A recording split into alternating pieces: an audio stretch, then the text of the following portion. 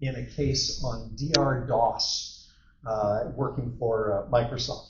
And that's actually a circuitous way that I came into forensics, because I was experienced as an expert computer expert witness decades ago, and then gradually was asked to look into more and more cases that involved computer data in some way. And I said, oh, this actually looks like a great second career for me after software development. And so I did the training and certifications, et cetera, et cetera. So this is what I've been doing. But I'm a huge proponent of AI, notwithstanding its quite evident weaknesses. And so this should be a spirited discussion. I use AI every day, and I think we'll have some agreements and some disagreements about its appropriateness in certain circumstances. So I'm looking forward to the discussion. I just think that's crazy. I like a statement from Hayao Miyazaki that AI is an insult to life itself. So yeah. How's that for an opening line, right? No, it's funny because when I started the company in 2019, the first person I talked to about oxygen was Scott, because he lives in the same valley I do in Utah. And Lee's like, oh, you should call Scott Tucker. And I had no idea who Scott was. And having been from Access Data with FTK in a database environment, Scott goes, oh, yeah. So, best thing you could do is make a new database for every case, keep your data don't commingle, don't even give the excuse for people to come up with. I'm like, I like the way that guy thinks. And about 5 minutes later, I want to throw my phone in the lake because he's like, oh, we can get this, this, this. And like, this job sucks. I hate technology. But hack the plan. Story of my life, yeah, hack the plan. But last year, so Scott actually spoke at the conference last year, and he goes, check this out. He takes an iTunes backup and changes the content, and it still works like iTunes didn't care. I'm like, that's messed up. What is wrong with you? Yeah. And so anyway, we have a lot of fun in our day jobs, right? Anyway, I got a red light. We're good, right? Awesome. Okay, so let's do this. So here's my problem, and I've talked to Scott. Matter of fact, we did a tech bite one day about some of this, and I'll front out my own company because it drives me crazy that like every week I'll review something that our marketing department does, right? And my gosh, if you come out of school right now and you're not using AI, you're an idiot, And I'll say routinely, who wrote this stuff? And they're like, well, we kind of put it through ChatGPT. I'm like, oh dear God. So my biggest thing, not knowing anything about anything, is who watches the watchers with this. And I know I've heard actually the same thing. It's like, look, you think you're saving time, but the fact that you got to proofread everything that ChatGPT does, that's some of my thoughts. But the other day, somebody's like, oh, what's going on in the news with AI stuff? And there's a police department in Arizona, I can't remember what it is right now, probably still in my browser cache, that is sending their body cam footage directly to an LLM to start writing reports. No intervention, it sends it directly there to start doing their reports for them. I'm like, oh my hell, are you kidding me? I mean, think of it. When we say what's lost in translation in an email, it's like pick up the phone, because what you're not getting across in a conversation in the email is totally lost. Can you imagine? Well, I can imagine. So I was going to say, okay, gentlemen, what are your thoughts on that? Because I think that's crazy. I mean, knowing what could be lost in the translation of black and white words versus what's actually so Rob Frieder, he's sitting here, or did you leave? He's probably gone. He has those Meta glasses, right? He's like, oh, check these out. So I put them on yesterday, and I'm like, Meta, what am I looking at? And I'm staring at Rob out there in the hallway, and he goes, oh, you're looking at a man standing in a room with carpet and a table that says oxygen forensics, which is on the little table banner thing. I'm like, get out. That just slays me. However, what's the context around that? I don't want to beat Rob up at the moment. Is Rob running away? I mean, it's just crazy what could be lost in the translation. So tell me how you feel about that. So I had a student in one of my classes. I teach, Mario, we teach for ACES, and he happens to be from Alaska, from the Anchorage Police Department there. And I heard this from the news, but I confirmed it with a person that works there. They had this trial also for the recording of the body cam stuff, and they moved away from the pilot. It was they found that some text was not accurate, but more than that, it lost context, right? A lot of the recordings, the audio recordings, has a visual component to it, and the AI is just doing the audible part, right? So there was some big gaps there. My take on that, even if you put the video portion on it, right? At a certain level, we're introducing some unmanageable risk, all right? Let's say a situation with low light or the audio capability is not that clear, and the tool decides on a certain transliteration of what it is. Me doing the review later, could I be influenced by what the AI is saying that it heard, right? Am I checking that the AI is right, or is the AI transcribe? And my AI, really important for everybody, is LLMs. Because I don't make a big difference. I believe that LLM architecture is not going to get us to intelligence. Now, does that mean that AI couldn't come from another type of technology? That might be the case, so I don't want to sound too close-minded, just a little bit close-minded, okay? But LLMs as they are now, I don't think will get us there, right? So how are we managing that possible risk that we enter into our procedures when the LLMs might be influencing us in that process? I think you make a good point, and especially as far as the bias is concerned, because sure, once we hear something, then we have a tendency, our brain has a tendency to kind of go with that. In the example you gave, Keith, I was thinking of a presentation that was done yesterday by Troy. I was going to bring that up with the codecs, right? It's not AI, but it's still the codec. Yeah, exactly right. Yeah. And in terms of how does the codec capture video, there are these iframes that are, like a still picture. But then, in order to give the impression of motion in between these iframes, there's interpolated frames, and these interpolated frames are not accurate, right? And you got to be very careful about what you're doing to interpret that. And so, is the AI capable of understanding the codec at that level to be able to only focus on the frames that are actual? And you can look at the conspiracy theories around, for example, the assassination of Charlie Kirk, right? And people will focus in on one particular frame or a couple of frames and say, oh, look what's going on here. It's a big conspiracy. There's a government cover-up and so on. And that's not even a real frame. And it's not even a real frame.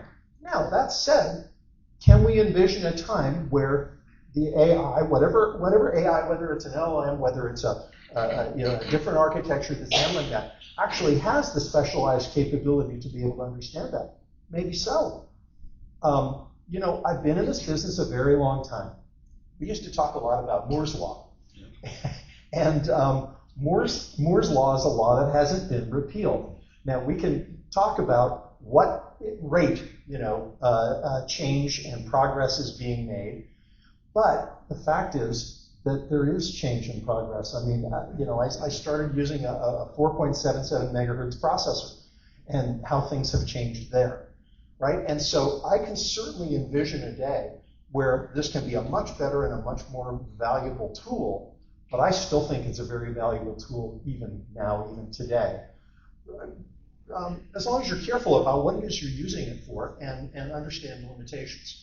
But you bring up some very good points about bias. Now, I work primarily in civil litigation, where the standard is more likely than not, usually, as opposed to beyond reasonable doubt. And so I can understand where you're giving even more scrutiny to the types of inferences that you're drawing, the conclusions that you're reaching, et cetera.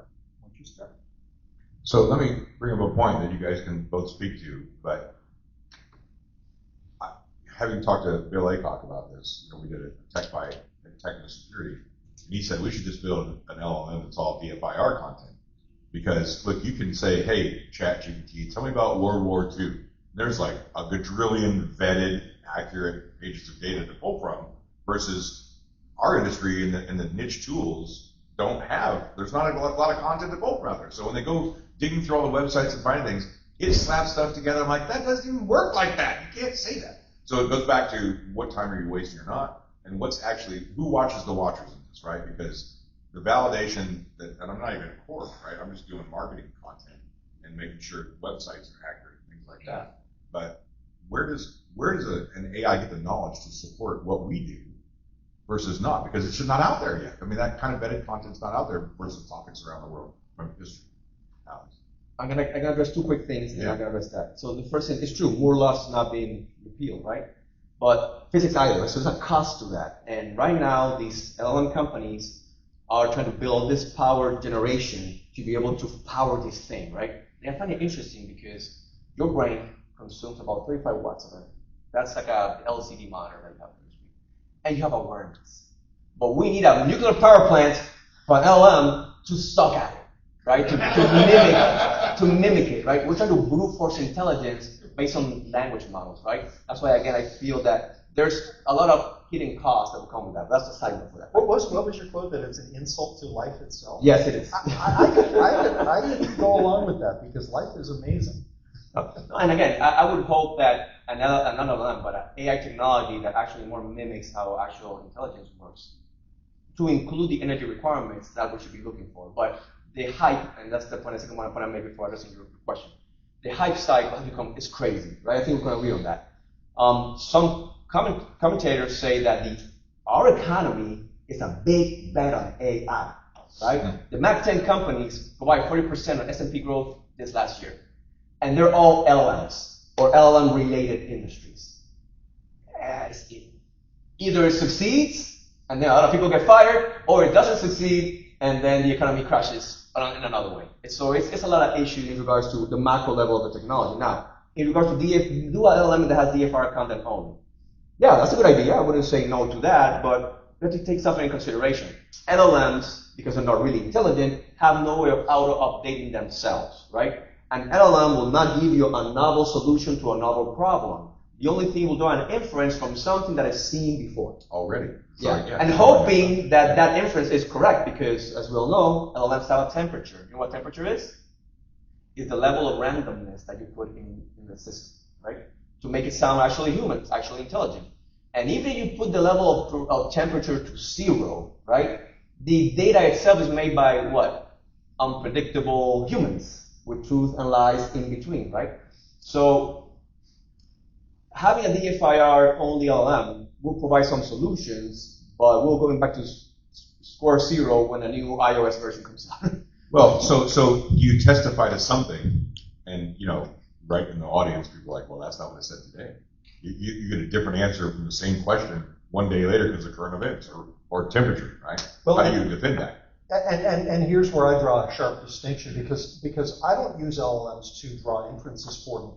Okay, and again, I'm a very skeptical person, and I also am not shy about pushing back, about beating up the LLM. It's like, I can't believe you just told me this, because this is plainly incorrect, and here's why.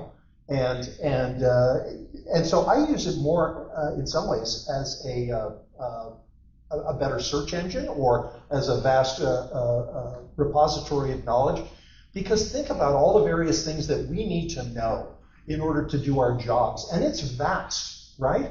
And I can't remember all of it, and nor do I know all of it. And so it doesn't bother me that it gets some things wrong. It doesn't bother me that its inferences are wrong. That doesn't bother me at all, because I can still use this as an investigative tool to leverage the information that I need. And so if I'm trying to interpret some anomaly in a log file, I don't mind asking ChatGPT, Grok, whatever. And I do tend more towards Grok, because my son is a senior software engineer at XAI.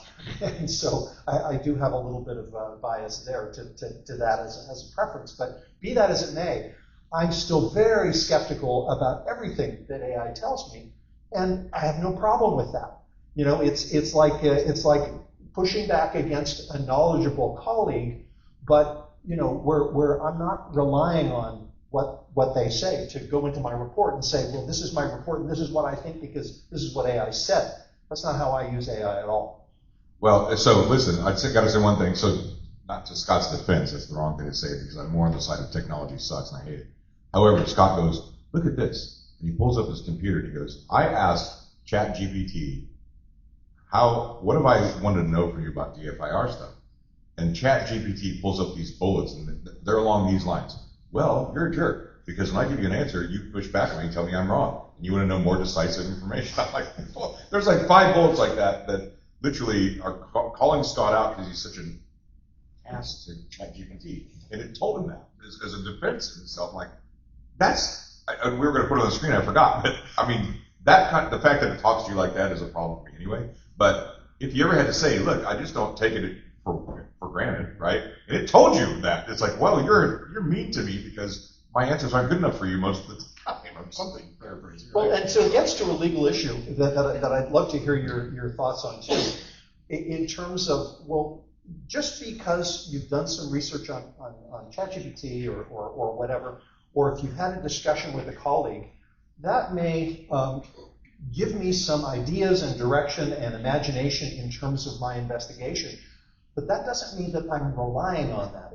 I mean, if I've done if I've written some quick and dirty code to do some searching and find some data, which I then validate with a forensic tool, that's what I'm relying on, not the original code that I wrote to do the quick and dirty analysis. And so I'm not at all concerned about the initial provenance of the code to the extent that I'm validating these results, and because that's what I'm relying on for my opinion. Well, so there's a lot to unpack there. So I do agree, of course, and not only with LLMs or AI, you need to verify your outputs and validate your tools, no matter if they're deterministic or probabilistic. Yeah, I think we should all agree to that, right?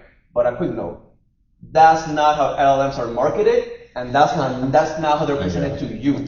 They give it, use this magical box, ask the questions, and you get the answers, and you save so much time. Am I lying? Right? That's how they're marketed, right? And we have to think, I mean, from my perspective, to the lowest common denominator. The person in the field that will get that tool, and you can integrate that for, well, I'm going to do my ad, I'm going to run the inferences, I'm going to validate and verify. They're just going to hit go, copy, paste, right? So what are we doing? Oh my God. Policy-wise, research has shown doctors, colon cancer doctors, right? Their job is to find colon cancer. And they started depending on AI to find those, to identify them for a few months. And then they took the AI out. They were not finding the cancer they used to find on a percent of 20% ratio, diminishing capabilities. You get de-skilled when you depend on tools at a certain level, right? Then you might tell them, well, don't use any tools. No, we need tools, right? So we're not going to go to the other side. But I think the point we can agree here is that the culture or group parameters, they're not there yet. Policy is definitely not there yet to make sure that that happens. Now the question is, I think, do we really save time by using that process, right? Using it as a reference material. That's something I believe everybody should find for themselves, right? Because yeah, you might find some time benefits in using the LLM as a reference point that you're presenting, and as long as you verify and validate. So I definitely can agree to that. But I don't think for the cost of the tooling and the implementation, I don't think it gives us too much bang for a buck, different from what we're doing already. I say this because 95 of AI deployments in corporations have gone what? Belly up. So I'm not making this up, that's what statistics show. At least LLMs as they are architecture today. So I'm going to make that clear, because in the future, it's magical. Who knows what happens in the future? And that makes me happy, by the way, I have to tell you. From a selfish perspective, that makes me happy, because AI is my superpower. I really can get more done, and I do a better job with that. And so hearing that, this is like hurting everybody else, but it helps me, I'm fine with that. No. I'm going to elbow you now. I'm going to elbow you a little bit. That's fine. Well, hey, is there one that's like more prevalent in the industry, in our industry, over another one? Is there somebody that says, well, use this, or the other ones are dumb, right? I mean, well, I don't know. Is there one that's better? I liked your example about what if we had a defer specific LLM. My concern there is there's a lot of bad information about DFIR. I mean, I feel like all the LLMs are behind the screen going, let's work together against these guys, but right? I mean, look at And how they share rapidly information. things change in our business, right? Yeah. And I've done expert reports against other experts who've said, well, you must do this, otherwise your evidence is not admissible, and so on. Right. It's like, Yep. Wait a minute, we're not the ones who decide admissibility. That's up to the judge, trier of fact, or whatever. Authentication obviously affects admissibility, but this guy was going based on some training class that he had taken that said, really, it was an SOP that it was being trained in, which is a rule of thumb, right? I mean, I would worry that both of you stand before the court. One of you is certified in your technology, and one isn't. Who gets the benefit of the doubt there, right? Mm-hmm. Now it's going to be, well, did you use AI? Well, no. Well, you're an idiot. You did. Okay, great. Or, depending on who's judging you. Well, you used it? Wow, are you crazy? You didn't? I like your opinion better. I mean, that's going to happen. I mean, it's like writing bad case law. I don't know. I don't know it yet. But. I am not bold enough to bring LLM into court and have Dauber, splatter all over me, right? Dauber has certain factors, and we have time for that. But right now, things are how the architecture works. It's really hard to fit those. I mean, you can jump in and critique. Well, to the extent that you're relying on AI to do the inferences, right? And sure, things like error rates and whether or not it's repeatable and whether it's widely accepted in the community, et cetera, et cetera. I don't use it that way. I don't use it to draw inferences and then sort of just put my imprimatur on it and say, here, this is my report. But and sometimes, by the way, I'll use differing AIs to try to get them to validate each other, validation, right? For sure, yeah. So now I'm gonna help you a little bit. So a couple of things, right? So there was research. These coders were using AI, and they're thinking, no, we're getting 24% efficiencies in our code, right? And the user said, well, you're actually not getting 24%. And they said, well, it's like 20. But they're saying, no, you're getting a 19% drop in efficiency. The issue is not so much the drop. The issue is that they believed that they were getting benefits from it, that they were actually being faster when they weren't, right? So do we have metrics in place for any technology to measure how effective that technology is? Because if you feel warm and fuzzy about it, doesn't mean that it's giving you the benefit that you feel that you're getting, right? So, and again, it's not a critique to you, right? Because again, there's space to, the way you use tools, as my perspective, my opinion, is the way you should use any tool, right? LLM or not. You need to go and look at the thing, not just trust on the output. Even if it's a deterministic tool, you need to make sure that that output validates with the source data, right? That if there's some connection there that is correct. So I agree with that.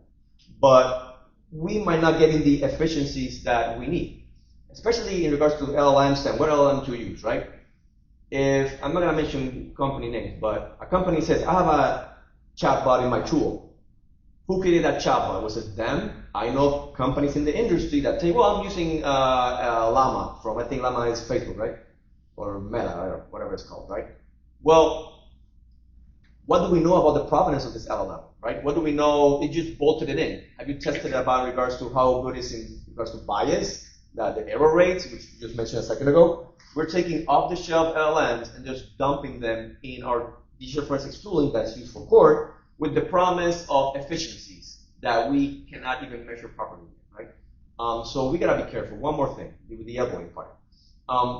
We can put 2, 3, 5 LLMs to fight, right? And they might fight over something. But LLMs operate on language, on things that are parts from the tool. The LLM will never fight about things that it hasn't been presented to it, right? So part of my job, actually most of my job, is not so much figuring out what the tool is telling me, it's figuring out what the tool is not telling me, right? And LLMs, again, you can correct me if I'm wrong, I think they just suck at that. You can provide it parsed data to then try to make those inferences. Which brings with it its own concerns. Absolutely, absolutely. But whatever it's not there, then what? And again, the marketing and the hype. Industry-wide and our little section of the industry, I'm afraid that folks will be like, well, the LLM didn't find nothing, then there's nothing here. My job is done, Because, by the way, I love LLMs. This is the thing I hear. They leave me time to do other more important things. What are these things if it's not looking into the data, finding what's not there? What are you doing that you want the LLM to do that is more important? Go to Instagram and Facebook all day as you wait for the thing to parse and give you the answers. So I hate that. So it doesn't know what it doesn't know, right? I mean, I want to come around. Has anybody ever questioned you, Scott, when you do this? Like, well, it doesn't know what it doesn't know. How do you explain that? I mean, how do you defend that? I'm perfectly okay with that it doesn't know what. Well, what's your answer to it? You're okay with it, but how do you say, well, I don't go, I'm not in it. How do you counter what? I want to address that, and I want to address something else too, in terms of sort of the provenance of chatbots and reliability and so on. Who cares? Oh, okay. Because I'm not relying on this to draw inferences for me. Now, think about this. If you come up with a creative hypothesis that you then want to use the scientific method to check, to test, and so on, Do you care where that hypothesis came from? It can be a guess. That's okay. It's okay to guess about. It's okay to use gut feel, to use your second brain to come up with an idea. I wonder if this is worth looking into. You don't have to check the provenance of that, provided that you're following properly the scientific method to set up an appropriate experiment, test, validate, etc.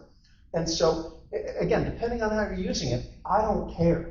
As far as now with respect to the LLM doesn't know what it doesn't know, most of the people I talk to don't know what they don't know too, and that's okay. Well, okay. And you're right. There's lots of things that the tools either don't know how to do or don't get right, because I found bugs in all kinds of tools, right? And so that said, I find that LLMs are helpful to me in helping me write code. Now you got to be really careful about having it write code, because in many ways it's terrible. I had an experience where I was working with ChatGPT and I was having to insist on certain simple conventions, like give me a version number at the beginning of each new generation of a module or something, so that I can keep track of it and so that we can refer to things. And you find a bug, you get the LLM to fix the bug, you get it to regenerate the module, and then it introduced completely new bugs. And so what you have to do is, I found anyway, own the code. The LLM is not writing the code. Again, it's a power tool and in very small segments. And I'm the one who's really responsible for everything that goes on in this code. And yes, I can point out, oh, this looks like an off by one indexing error and so on, and it'll come back and, oh, yes. That scares the crap out of me. I mean, Bob O'Leary yesterday said in a public sector presentation how back in the day he had to explain what every line of the Melissa virus did. You made a PowerPoint to say, this line did this. I mean, my health, if it was a code issue and somebody called it into question, you're like, well, yeah, I don't know what this line was. Yeah, I wrote the code. That's not going to work. Yeah. Nightmare. But I would say this: provenance is key. It's extremely important. Imagine if I present to you in a case only inculpatory evidence, only that, and you make your inference determination, and I do not present to you the exculpatory side. What's going to happen, right? That person might be guilty even though they're innocent, because what I'm presenting, my presuppositions, will influence my conclusions, right? AI, LLM specifically, are a big bias machine. That's what it is. It takes bias, and what it does as of today, it scales it up to levels that we as humans are unable to achieve on our own, right? So I mean, but you're a jerk anyway if you don't provide both sides of the conversation based on the tool. You're a ding-dong, right? I mean, why would you not do that, no matter what tool you use, right? Well, I guess the point I'm making with that is that I do care for that provenance. I do care, if I'm the counsel on the other side, what prompts did you use? In what manner were they asked? Are they conforming to the search warrant? Are you being biased in the way you're conducting your investigation? Because even though it's a tool, you're asking for the tool for a particular output. And it's not just give me a database that's located where the chats are. No, it's tell me the chats that show that the suspect is guilty of X, right? So quintessential easy button.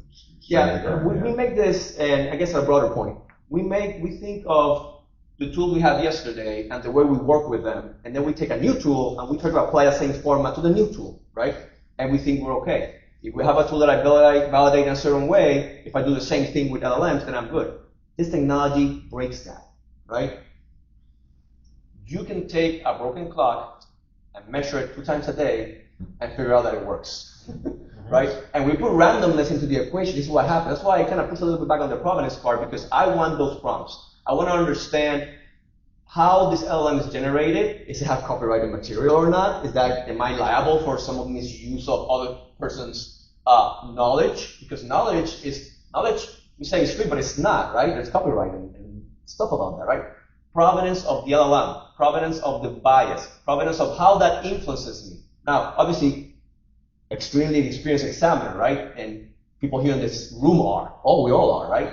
But we have to go out of this room and the average examiner tell them, no, it needs to be different. And hopefully policy soon will come up, because like you said, SOPs, well, maybe you you want to do this or not, or some guideline. At some point, we had to develop some sort of policies. And for another topic, for another conversation, if not, it's going to be imposed on us. It might be government or some other entity that we will not have as much as control over. And this is why I work for myself. Well, But again, what's the provenance of my creative ideas about, pursuing a particular investigative trail? Okay, I'm not going to be testifying in my report about the creativity that went into the approach that I took to prepare my report. I'm going to be testifying to what I used in the report. These are the processes that I followed. This is the result that I got, and therefore it is my opinion as follows. And again, who cares? Who cares about the creative process potentially leveraged by the bias amplification system that we think of as LLMs, right? That doesn't bother me at all. But it does bother me if I'm simply putting input in, treating it as a black box, coming back and taking its answer and then trying to testify to that. That is a big no-no. I mean, you guys know my training, my whole career in this world has been teaching. And I'm just so afraid that when you say, hey, apply what you've learned over time, they're like, oh, okay. And they just go right back to that. I just fear that the fallback or the crutch would become ease versus intellect or some analogy like that. Like, look, you know better. You were taught this. You know how to do it for real. Stop or don't fall victim to that in the wrong capacity. Right. It's tough because usually when you hear these type of talks, the answer is, well, if everyone would just do X, right? Yeah. And when we say that, we don't have a solution. And nobody has ever just, in the history of the world, nobody has just, and they're not going to start now, right? So we definitely have to push as leaders, which we all are, for a policy solutions in regards to how we're going to address this. Look for the courts and our council, how, if you're going to use LLMs, how use it properly. What are your disclosure requirements? Because that creativity process in your brain, you're not going to write it, but you're testifying. You're the one testifying. You sit there and you testify. So yeah, I'm going to put your creative process to the test on cross-examination. I cannot sit the LLM and do that, right? The only thing I can do is look at your process using the LLM, but then try to see what's going on, right? So at a certain, and even if you say, well, I'm the filter of everything, and that's good. That's how it should be, no matter what the tool is. But again, talking to the lowest common denominator, we have in place the policy steps, the tool safeguards that we might need. I don't think we're there yet. I believe, and thanks for Oxygen for having this talk, have us here, because we're starting to create that consciousness in our industry, and what are the gaps, and how can we go about, because like you mentioned, I don't like LLMs, but they're not going anywhere for now. Yeah. They're going to stay around. Yes, they are. So we have to deal with it. So I was going to ask you guys, and I was just in my clock as well to see if anybody had any questions to ask you, but do you have a fail and a success story for this? Like, have you had a trial where like, oh yeah, I use this, and like, wow, that's great, Scott. Or, why would you do that? I mean, you probably have several fails, but do you have a good story like that? And some people have some questions I'll let them ask you, but tell a story. I'll give you the fails and you can give a success. I think it's fair. Shocking, right? Okay. I think it's fair. No, a small failure. So I'm asking the LLM, I'm testing it out. Hey, I need a registry that does X. And it tells me, oh yeah, that registry is located this high. Bam, bam, bam, bam, bam, bam, right? And I go it, and it's not there. Like, well, maybe it doesn't exist on my computer. It doesn't exist on any computer. in the history of the Windows world, that registry does not exist. And you go, this doesn't exist. Well, you're right. It doesn't exist. It exists over here. And guess what? It didn't exist there either. So, and again, obviously there's some technological aspect that could be fixed, but I guess the larger point is the architecture is like that. And maybe you fix that thing, it might give you some randomness somewhere else. And that goes to the process that we just discussed of how to mitigate those. And I'm not going to disagree with that at all. AI hallucination is very real. I remember, shortly after ChatGPT was introduced, reading some stories about AI hallucination, and I'm thinking, oh, this is some kind of edge case, and this is, this is overblown, and so on. Until I start to see it on a regular basis, and anybody who's using LLMs needs to keep this in mind. You cannot rely on even what it claims to be authoritative sources. It will make them up. It will literally make them up, and I see this on a very regular basis. And so sometimes when I'm researching and when I want to find an authoritative source to be able to quote, this is when I'm the most frustrated and the most difficult with an AI. Get a second opinion, third opinion, right? Because this is what I'll specifically ask for so that I can go to the original source, so that I can go to the paragraph that it claims to be quoting and be able to reference that in my report along with that quote. And in my view, LLMs are not good at that at all, because repeatedly you can waste hours looking for just the right quote, just the right reference, and it's just not there. Now, I realize that's not a success story. But that said, LLMs being language-based are very good at helping you write. Early in my career, I worked with a guy who had written a number of books, and I thought, wow, he must be a really great writer. And I looked at some of the early versions of the stuff that he wrote, and it was terrible. It was like really, really badly written. It was just, and it dawned on me, wow, this is the secret. You just got to get something on the page. It doesn't matter what it is, anything. Just get it on the page, and then the editing process begins, and there are editors involved, and they can help turn this into something finished. What I struggle with as a writer, and I've written several books, not recently, but many books over the years, and what I really struggle with, it's a slog going through and getting the ideas on paper, because my tendency is to write finished prose, okay? Well, with LLMs, you don't need to do that. You're having a laugh, Scott. It's like software. We just had to release something. I'm like, oh my gosh, could you wait it? Yeah. Okay. As long as you can get anything down, then the LLM can help you turn that into something that is, and obviously there's editing involved and so on, and obviously you need to be very careful that it hasn't changed subtly the meaning of what that happens too.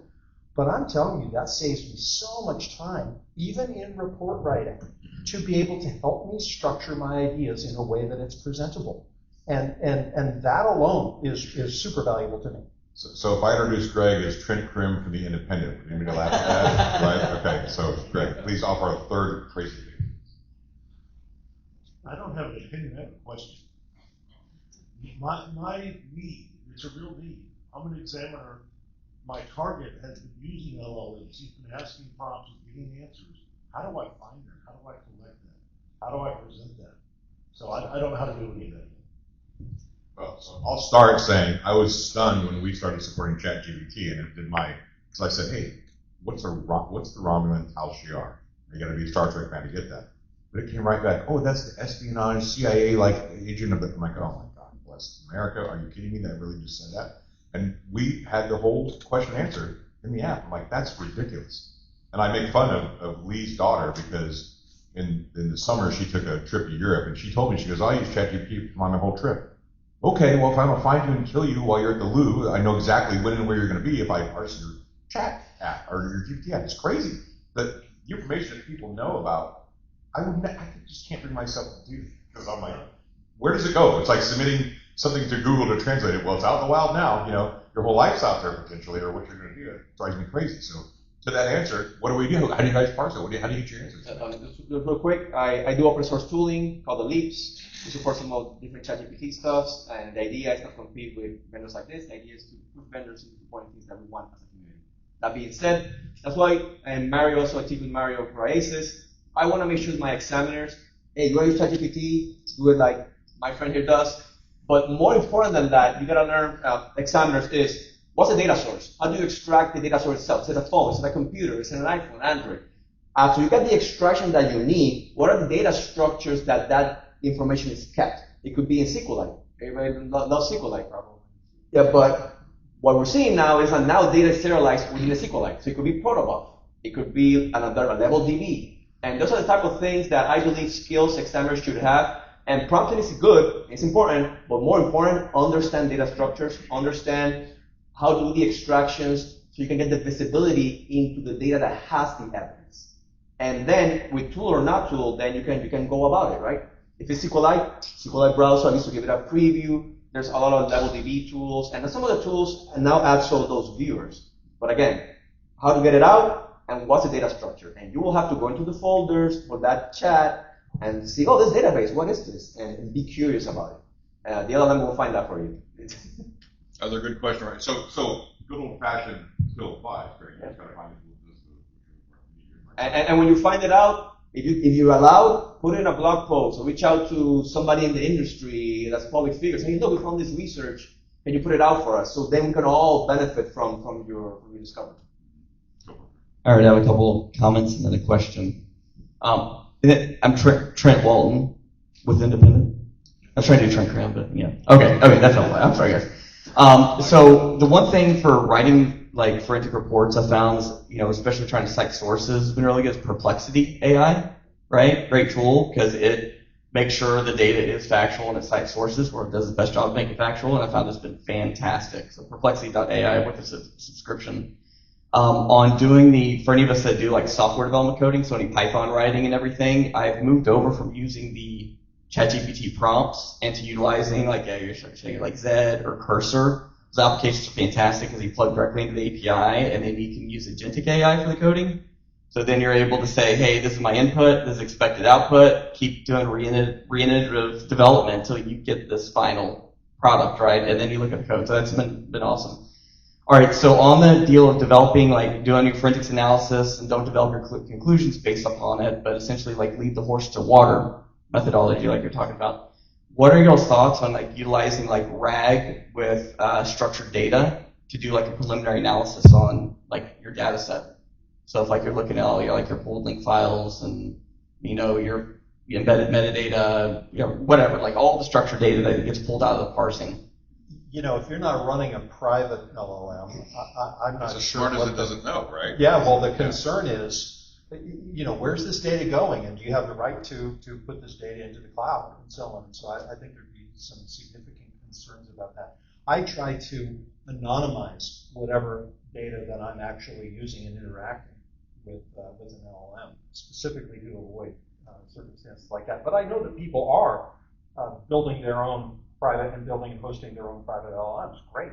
Well, if you're hosting your own private LLM, then you're kind of limited. You're kind of back a couple of years in API on the LLM technology. But utilizing an API of an LLM is similar to utilizing Microsoft 365 to store your case data, right? You have your case data, you have your documents. They have a privacy policy. That's how we store your data. That's how we index it. That's how we access it.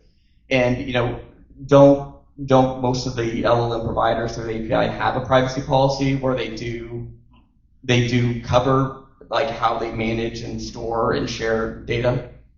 And then it's a matter of how much do you trust that they're actually adhering to that. And I trust that much more in a data service provider like M365 than I do for an LLM. I trust Facebook fully. Eyes closed. Exactly. Liars. Listen, you guys, when we talk about doing this at this event, this is a conversation you just can't get away from. If you're on any kind of social media or you're watching any kind of feed, this just doesn't stop. So you guys, again, they're not going away anytime soon, right? Just like turn the internet off. Yeah, no, that's not happening. You're going to face this in one capacity or another. Where's Vince? Vince was doing a presentation on, when AI gets into your business and how you can screw things up. I'll discuss the privacy policy. Yeah, well, Good, thank you. Are you going to put AI in detective? And I'm like, so Lee, what's that all about? And, there's nothing like this. We do a lot of algorithmic work, so your brain can do the subjective stuff when it has time. So, is that a car? Yes or no, right? I'll come look at those pictures later. But there's nothing like this going. And if we do that, Lee, that'll scare the crap out of me because then we got to answer all these dumb questions in my school, right? That's crazy because you just lose the subjectivity of your own brain. No plans ever. That's the best answer I've ever heard. So, from a software perspective. So, guys, thank you for this. You stick around for a while? Yeah, and you guys know the schedule to go eat and all that, but I want to get Becky and Stacey up here to podcast their brains out and throw things all over the room like they told me last night. So we'll have some fun with that. I'll cut you guys off the table or off the stand, but hey, there's some great answers right here if you got more questions for sure. Thank you guys for doing that and having a conversation. Thanks very much.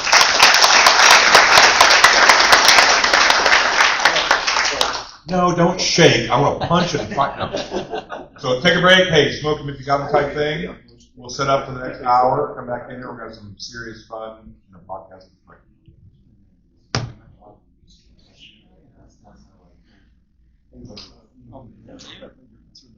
I hate that conversation. I hate it. Oh my gosh. Thanks, guys. Hey, good job, guys. That was awesome. That was really awesome. And when you said protocol, I was like, oh, PTSD, here we go. No, don't do it to me. I went right back to class with that. That's great. But you killed it, though. You were coding and everything. I won. Well, that's all based on the instructions. Right? You have good teachers, they can let you do it. I had no idea how to do it when I got there. Okay. Hey, thank you. Yes, my Oh, pleasure. sure. Okay. Here's my. You gotta have a lot of courage to stand and prove Oh, thanks. Yep. Yes! We did a picture of that for sure. Hey, boss, for the future, anything you need, always. I think you're still recording here, by the way. Oh, yeah, oh, thank you. I couldn't find my Great sound.